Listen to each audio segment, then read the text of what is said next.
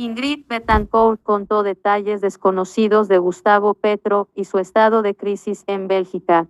Se asocia a sus ausencias presidenciales. Ingrid Betancourt habló con Semana. Además, hizo una grave denuncia contra las disidencias y dijo que el hoy presidente es el sepulturero de la paz de Santos. Promovió la proposición para someter a Gustavo Petro a un examen médico. Ingrid Betancourt, y B. Es la función del Congreso. Les corresponde a los congresistas velar por asegurarles a los colombianos que la democracia funciona correctamente. Gente, ahí está, explosivo audio. Se revela cómo fue encontrado el guerrillero empericao, tirado en el suelo, metiendo perico. Vuelto nada, el guerrillero asesino es un consumidor de cocaína. Las FARC están robando al país. Hoy se confirma, hoy se revela un explosivo audio donde Ingrid Betancourt revela las alianzas de Gustavo Petro metiendo perico.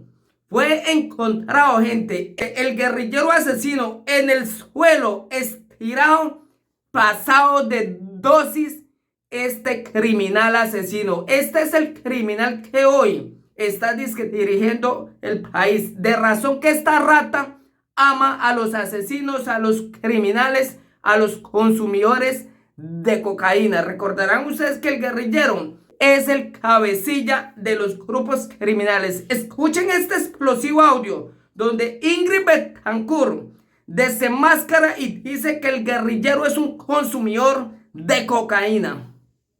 Ingrid Betancourt contó detalles desconocidos de Gustavo Petro y su estado de crisis en Bélgica. Se asocia a sus ausencias presidenciales. Ingrid Betancourt habló con Semana. Además, hizo una grave denuncia contra las disidencias y dijo que el hoy presidente es el sepulturero de la paz de Santos. Promovió la proposición para someter a Gustavo Petro a un examen médico. Ingrid Betancourt, y B. Es la función del Congreso. Les corresponde a los congresistas velar por asegurarles a los colombianos que la democracia funciona correctamente. Como en una empresa, cuando una persona tiene a cargo grandes responsabilidades, tiene que demostrar que está en las capacidades funcionales, mentales, emocionales, psíquicas, entre otras. La realidad que venimos observando desde hace un año es que en el comportamiento de Gustavo Petro hay acciones erráticas y unas faltas graves como presidente. Semana, pero la proposición no la firmaron muchos congresistas. ¿Ve buen ambiente en el Congreso? Y B. Esto es un tema político. Quienes están con el gobierno no la firmarán, tampoco quienes le tienen miedo. Más allá de esos intereses inmediatos, hay una realidad y es que el presidente tiene que garantizar a los colombianos que está en sano juicio. Los ciudadanos no tenemos dudas frente a su inteligencia, pero sí tiene comportamientos erráticos que hacen pensar que tiene dificultades para manejar su agenda diaria, bien sea por problemas de salud, adicción, emocionales o psiquiátricos. En Colombia, parece que el presidente es el rey y él no tiene que rendirle cuentas a nadie y no es así. Semana, si el Congreso no aprueba la proposición del examen médico, el país se quedará sin saber de fondo el porqué de las ausencias del presidente. Y B. Hay otros mecanismos, entre ellos, los legales. Esto lo puede hacer el Congreso, la Corte Suprema de Justicia, el Consejo de Estado. Es una avenida que se está abriendo, es la primera vez que esto trasciende a la luz pública. El día en que Ingrid Betancourt le dijo al país cómo había encontrado a Gustavo Petro en Bélgica. Foto, Esteban Vega. Semana, usted dijo en su momento que había encontrado al presidente en Bélgica cuando él era funcionario de la embajada colombiana, con problemas depresivos. ¿Tendrá relación ese tema con las actuales ausencias? Y B. No sé si son temas depresivos o de adicción. Uno lo único que hace cuando está al frente de una situación de estas es observar un comportamiento. Uno dice, en pleno día, una persona que tiene que ir a trabajar y que no está laborando, que está acostado, tirado en el suelo, en su apartamento, en Bruselas, y uno no sabe por qué, simplemente uno dice, esto no es normal. Y de ahí, uno puede especular, ¿qué le pasó? ¿Estaba depresivo? ¿Tomó mucho licor la noche anterior? El problema es que esto es repetitivo. Ahí es cuando los colombianos tienen derecho a las explicaciones. El Congreso es quien, en primera línea, debe pedir las explicaciones. A final de cuentas, cualquier ciudadano tiene la posibilidad de tutelar este tipo de conductas. Semana, como el tema es de connotación, ¿puede relatarnos qué fue lo que encontró en el apartamento de Gustavo Petro en Bruselas? Y B. Yo no le dije nada, Gustavo Petro no podía actuar con uno, él simplemente estaba ido, estirado en el suelo. Yo hablé con su entonces esposa, Mary Lou Serrán, vi a sus niños pequeños, eran muy chiquititos, debían tener 3 añitos, ellos corrían por toda la casa porque era una visita privada. Me imagino que para los pequeños era normal porque saltaban encima del hoy presidente, daban vueltas.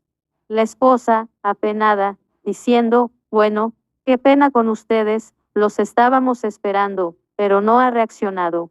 Vuelvan más tarde. Y eso fue así. Yo, por eso, creo que el país debe tomar conciencia. Este no es un comportamiento excepcional. Para mí fue sorprendente, mas no incómodo porque no conocía a Petro. Lo iba a conocer y lo encontré en ese estado. Semana. Petro los invita a su apartamento y ¿no los reconoció ese día? Y B. No, es que él no estaba consciente, estaba tirado en el suelo de la sala, durmiendo, ido, no sé. No estaba en su cuarto. Si él hubiera estado enfermo, como cuando a uno le da gripa, habría reaccionado y habría dicho alguna cosa, pero estaba fuera de circuito. No reaccionaba. Semana. ¿Por qué terminan en el apartamento de Petro en Bruselas? Y B. Nosotros éramos colombianos que íbamos en una visita oficial al Parlamento Europeo y una de las personas del grupo conocía a Gustavo Petro y él lo quería saludar. Fuimos varios y nos encontramos con esa situación. Semana. Pero después, cuando se vieron, él contó qué había pasado.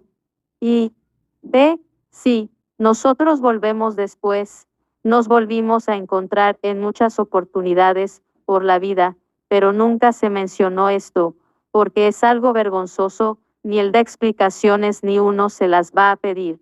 Pero sí es interesante mirar cómo se dan las cosas. Él es una persona que estaba con un cargo diplomático, representando a Colombia, con una función pública y también tenía inasistencias a su trabajo. Lo que está pasando hoy tiene unos antecedentes de tiempo atrás. Semana, precisemos. En esa época Petro tampoco cumplía con sus citas de diplomático en Bélgica. Y B. Sí, yo hablé con el embajador de ese momento. Petro era un secretario, había un enfrentamiento entre él y el embajador en Bélgica, que era Carlos Arturo Marulanda Ramírez. En ese momento, el hoy presidente lo acusaba de ser un paramilitar y él había manejado la Corporación Nacional de Turismo en el gobierno de Virgilio Barco y después César Gaviria lo nombró diplomático en Bruselas. Había una pugna entre ellos. Cuando hablé con el embajador en mi papel como congresista, sí habló de sus incumplimientos, de que nunca aparecía en su oficina, que eso era un problema y él estaba aburrido. Semana. ¿Alguien más podría dar fe de lo que usted vio con Gustavo Petro? Y B. A la que sí le pueden preguntar es a la ex esposa, Mary Lou Serrán, ella estuvo ahí conmigo. Es la mamá de Andrea y Andrés, es una mujer muy valiosa. Si lo considera, cuenta, aunque no creo que lo haga porque es el padre de sus hijos, pero ella vivió ese momento. Semana, usted conoce a Petro. ¿Cree que se sometería a un examen? Y B. No, el hecho de que él no se quiera someter a un examen no quiere decir que no tenga legalmente que hacerlo si la justicia decide que es una necesidad. De motu propio no lo hará, porque una valoración de su estado llevaría a hablar de cosas que en esa campaña han tratado de tapar de todas las maneras. Acuérdese del audio de Armando Benedetti cuando habla con Laura Sarabia y hablan de la adicción a la cocaína.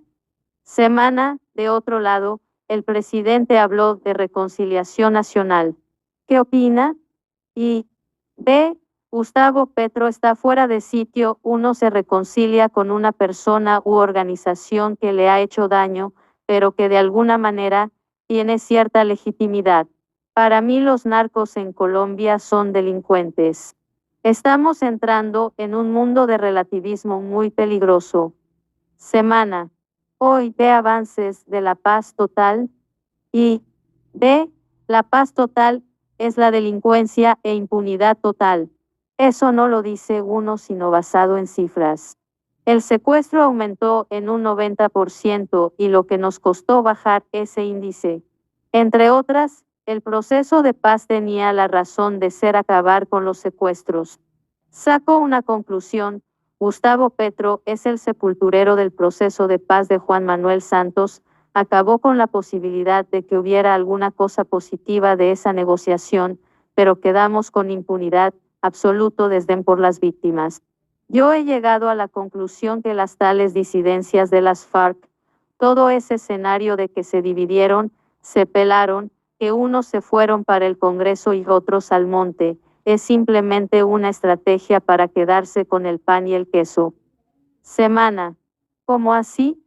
Y B. Unos lograron que los quitaran de las listas de terroristas y los incluyeran en la vida nacional, pero el negocio lo siguieron manejando los otros. Semana, es decir, ¿cree que las disidencias son las mismas FARC y no hubo división?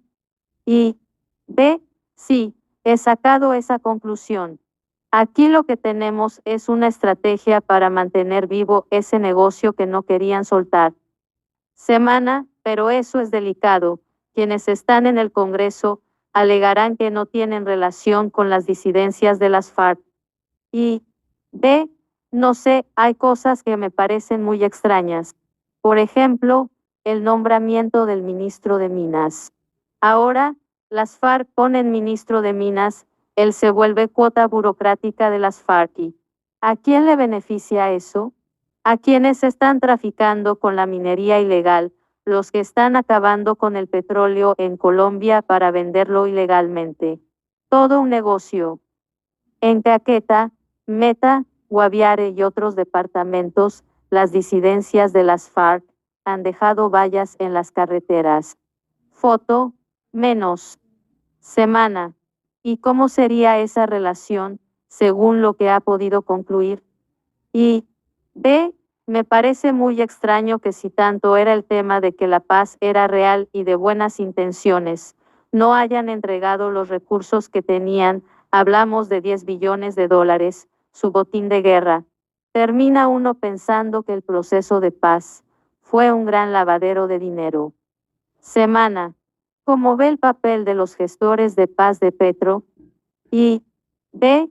Como veo lo de Simón Trinidad, Mancuso, lo de alias Gafas, personas que han cometido unos delitos terribles y que nunca han indemnizado a sus víctimas. Ni siquiera las reconocen. En el caso de Mancuso, es un desafío a Álvaro Uribe, es lo que uno siente de las razones que podrían llevar a un personaje como Mancuso a aliarse a un personaje como Petro. ¿Qué futuro le espera a Uribe con la oposición prudente con Gustavo Petro? Y B. A Uribe le va a ir muy mal. Lo están adormeciendo, dándole tranquilidades falsas. Le están armando un cuento muy feo. Una vez que salga el fiscal en 2024, este país va a entrar en un espacio de terror judicial. Irán contra todo el mundo, todos los enemigos de Petro. Semana, por último, Laura Sarabia no ha escondido que volvería al gobierno después del escándalo de la niñera, los audios de Benedetti, entre otros. ¿Qué opina? Y B. Me parece muy grave y cínico.